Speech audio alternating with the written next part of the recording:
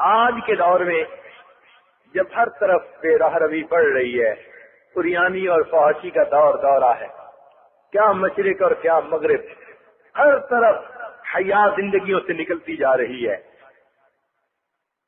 ایسے دور میں دین کی محنت کرنا اور دین کے لیے کام کرنا اللہ کے ہاں بڑی قبولیت کا باعث ہے، بڑی قبولیت کا باعث۔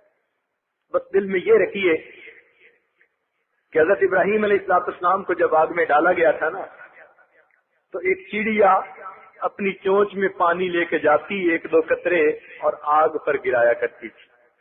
تو کسی پرندے نے اسے کہا کہ تیرے اس پانی سے آگ تو یہ نہیں بجھنے والی؟ تو وہ چڑیا کہنے لگی کہ یہ تو میں بھی سمجھتی ہوں کہ میرے چونچ کے اس پانی سے یہ آگ نہیں بجھے گی، مگر میں نے ابراہیم خلیل اللہ کی دوستی تو نبھانی ہے نا۔ تو بھائی ہماری محنت سے یہ گناہوں کی آگ تو پتہ نہیں پوری کی پوری بجھ پائے گی یا نہیں، لیکن ہم نے آقا کی غلامی کو تو نبھانا ہے، ہم تو کام کریں نا، جو ہمارے بس میں ہے بس ہم وہ کر دیں، اور باقی کے لیے اللہ سے اس کی رحمت مانگے، پروردگار پھر اپنی رحمتیں عطا فرما دیا کرتا ہے۔ بس ہم کوشش میں لگے رہیں، جو ہم کر سکتے ہیں وہ ہم کریں، اس کو مقصد بنا کر، پھر دیکھیے اللہ رب العزت کی رحمت کیسے اترتی ہے۔ اللہ تعالی ہمیں گناہوں سے بچ کر، معصیت سے بچ کر زندگی گزارنے کی توفیق نصیب فرمائے۔ آج کے دن میں اپنے دلوں میں یہ عہد کر لیجئے کہ ہم گناہوں سے بچیں گے۔ یہ گناہوں کی آگ جو ہم اپنے جسموں پہ روز جلاتے ہیں نا، یہ ہم نہیں جلائیں گے۔ یہ جو معصیت ہے یہ اللہ رب العزت سے دوری ہے۔ یوں سمجھے کہ 100 رسیوں سے شیطان نے باندھا ہوا ہے، اب ہم نے اس میں سے جتنے گناہ چھوڑ دیے اتنی رسیاں توڑ دی، اور جو گناہ نہیں چھوٹے اتنی رسیوں میں ہم جکڑے ہوئے ہیں۔ اور ہمارا عام تجربہ ہے کہ مدارس کے رہنے والے طلباء، ان کی زندگی میں بہت بڑے بڑے گناہ الحمدللہ نہیں ہوتے، معاملات کے گناہ، فلاں گناہ نہیں ہوتے۔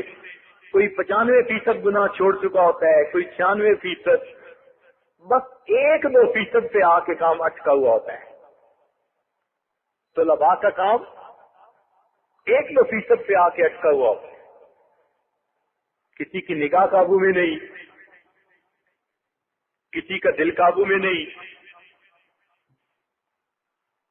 زبان قابو میں نہیں، 2-4 گناہ ہوتے ہیں، بس ان میں الجھے ہوئے ہوتے ہیں، باقی زندگی شریعت و سنت کے مطابق گزارتے ہیں، اور ان گناہوں پہ بھی دل میں ان کے شرمندگی ہوتی ہے، احساس ندامت ہوتا ہے، اس لیے اب ان کو بھی چھوڑ کر ادخلوا فی السلم کافہ کا مصداق بن جائے۔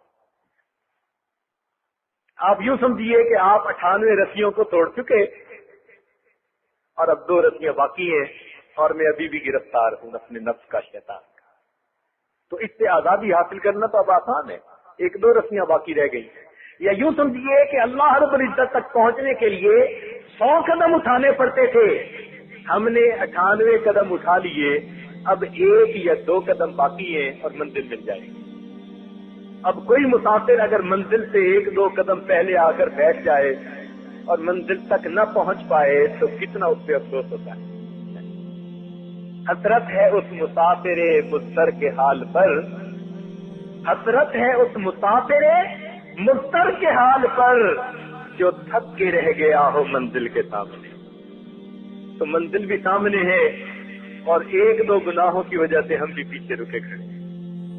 اب ان گناہوں کو بھی چھوڑ دیجئے اللہ کی رضا کے لیے، پھر دیکھیے اللہ تعالیٰ کیسے مدد فرماتے ہیں۔ اور ہمارے لیے گناہوں کا چھوڑنا اگر مشکل ہے تو اللہ سے دعا تو مانگے نا، رو رو کر مانگے کہ اللہ ہمیں گناہوں سے بچا لیجئے، گناہوں کی ذلت سے ہمیں نکال لیجئے، گناہوں کی دلدل سے نکال لیجئے۔ جب ہم دعا مانگیں گے اللہ تعالیٰ رحمت فرمائیں گے۔ حضرت اکبر ثانی رحمۃ اللہ علیہ نے فرمایا کہ قیامت کے دن ایک بندے کو کھڑا کیا جائے گا، اللہ تعالیٰ فرمائیں گے میرے بندے تو نیک کیوں نہ بنا، وہ کہے گا اللہ میں دعائیں تو مانگتا تھا کہ تو مجھے نیک بنا دے.